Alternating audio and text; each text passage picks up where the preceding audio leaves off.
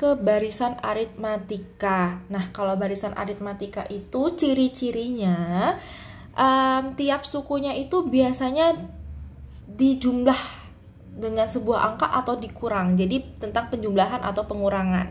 Nah, kalau barisan aritmatika sendiri, dia itu adalah suatu barisan bilangan yang selisih tiap dua sukunya yang berurutan itu selalu merupakan bilangan tetap atau konstan. Jadi misalnya selisihnya itu 2, ya udah antar tiap sukunya itu semuanya sampai ke depan sampai besok sampai selanjutnya itu dia tetap 2. Nah, bilangan yang tetap tersebut disebut beda dan bisa dilambangkan dengan huruf B.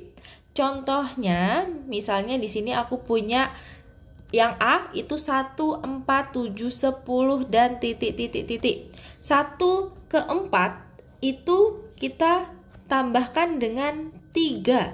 4 ke 7 agar menjadi 7, 4-nya juga ditambahkan dengan 3. 7 ke 10 dia juga ditambahkan dengan 3. Selanjutnya berarti 13. Nah, sama halnya dengan 2 ke 8 dia ditambah 6. 8 ke 14 juga ditambah 6. Berarti selanjutnya juga ditambah 6 lagi jadi 20. Yang selanjutnya juga 30 ke 25. Nah, beda nih.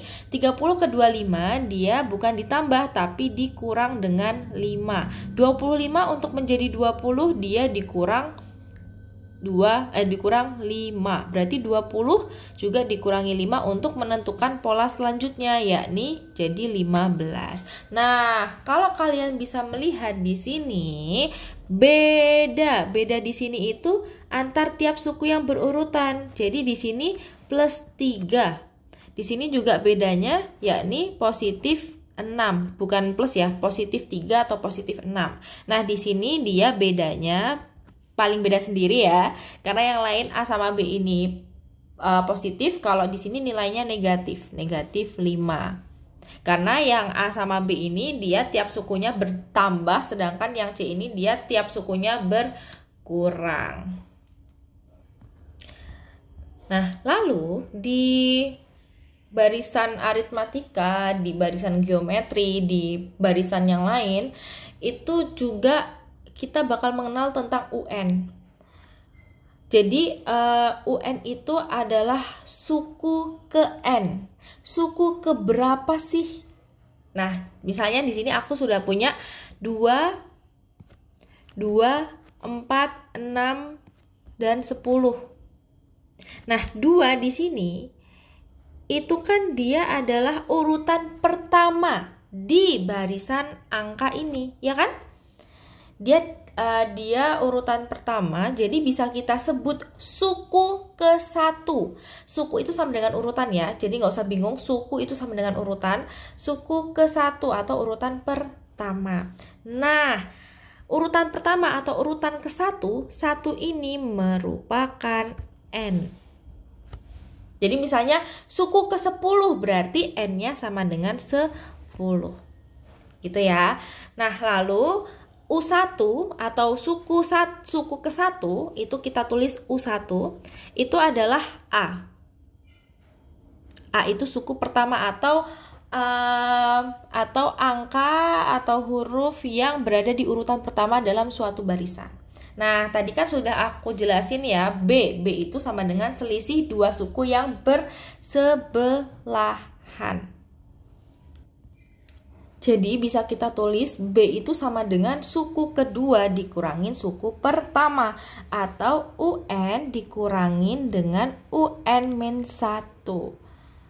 Nah, di sini itu kan kita bisa ngeliat ya, untuk aku ambil 8 dan 10 aja. Kalau misalnya mau mencari B, itu kan berarti suku UN dikurangin UN-1.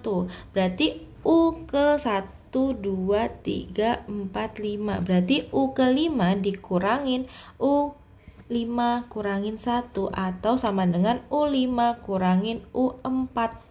10 kurangin 8. Jadi bedanya adalah 2. Seperti itu ya. Nah, lalu juga kan kalau misalnya kita drop down, untuk U1 atau suku pertama itu adalah A. suku kedua itu kan berarti A atau suku pertama ditambah dengan beda. Ya kan? Ini suku pertama nih, A. Nah, untuk melihat suku kedua, itu kan berarti A ditambah sama bedanya atau ditambah selisihnya, yakni ditambah 2. Nah, lalu untuk U ketiga, berarti juga dong ini suku pertama ditambah bedanya. Lalu juga kalau misalnya mau mencari suku ketiga juga ditambah beda lagi. Tambah 2 berarti A plus B plus B. Jadi bisa kita tulis A plus 2B dan seterusnya. Nah, dari sini kita bisa membuat rumusnya ya. Membuat rumusnya untuk mengetahui suku ke N. Suku ke N dari suatu barisan aritmatika adalah suku pertama ditambah N-1 kali B.